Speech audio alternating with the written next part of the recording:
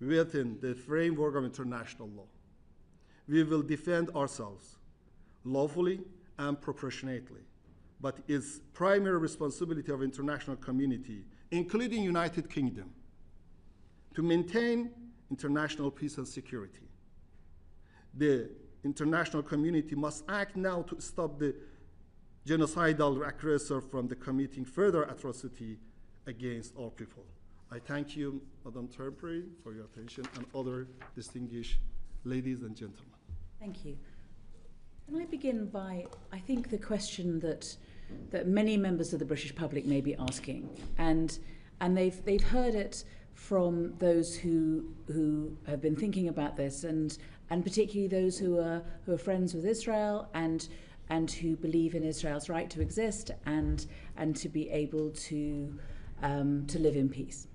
And what they say is this: what is Israel to do when they have a belligerent neighbor who says things like Ahmadinejad said in 2005 that Israel should be wiped from the map, or that the Supreme Leader said that Israel was a dangerous and fatal cancer, or the Supreme Leader said, with Allah's help, there will be no such thing as a Zionist regime in 25 years. So there's this rhetoric.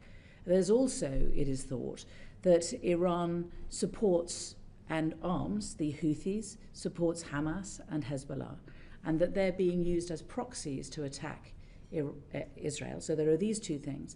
And then they see evidence of Iran not just having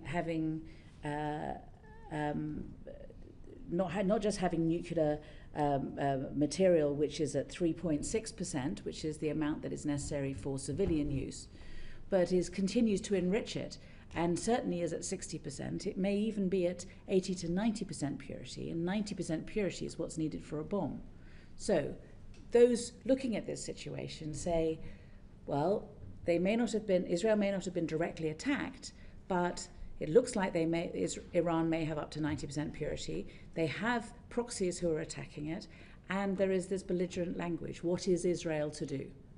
And I think that question is an important one for me to ask you, and it's important for us to be able to have an answer. I appreciate it's quite a profound one, and I also just want to, if it's possible, to give short answers. If it's at all possible to answer such a profound question. It's impossible, I'm trying. But we have a number of other questions to pile on after that. If that's all right, sir. First of all, let me come to the raison d'être of the establishment of the Israeli regime. The Israeli regime established on occupation, established in apartheid, established for, without any application of the right to self-determination of the Palestinian people. This is the main problem. The Israeli regime cannot. Doesn't answer you. I'm coming. So this is very important. You come to the root causes. If you want to have a good analysis, you should go to the history and study more about the details of these problems that we have in our region. Okay, regarding for the matters related to from the Iranian side, regarding for the, some say, you mentioned that President Ahmadinejad or someone else, we always reiterated to the convening of the one very public and fair referendum in the occupied territory, with the participation of the Jewish people, Christians, and Muslims, and in line with the self-determination of the people who are living there. There is no intention from the Iranian side to go to the military phase. This is the main problem. This is the main fundamental argument that we have.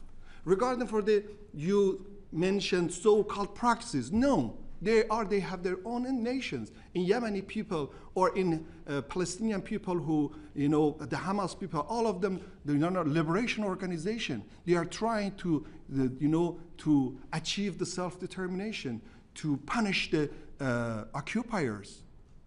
That's it. Okay. But you are providing arms to them. Regarding arms and funding to ideological groups that share your view, and they are delivering the outcome that Iran wishes. You see that we have the very important, Islamic revolution. Islamic revolution as the source of inspiration all of the people in our region. Islamic revolution, insisted in self-determination. That's a very important right. And the elimination of all of the discrimination and apartheid in our region. This is not ideology. This is only legal matters according to the international law. From the Iranian side, that will inspire them. No, according to our international cooperation with international cooperation with all of the world. So, Your Excellency, you're saying that Yes. that all that Iran supplies to the Houthis, to Hamas and Hezbollah is inspiration. That there is no assistance of any other sort. There's no weapons or any other support given to those groups by Iran. You see, that Iran, as a sovereign state, has their own international cooperation with all of the world. It's very important, as your government has international cooperation with the Israeli regime. That it is very important and fundamental. If you want to intervene our relations with the other people, it's prohibited by international law.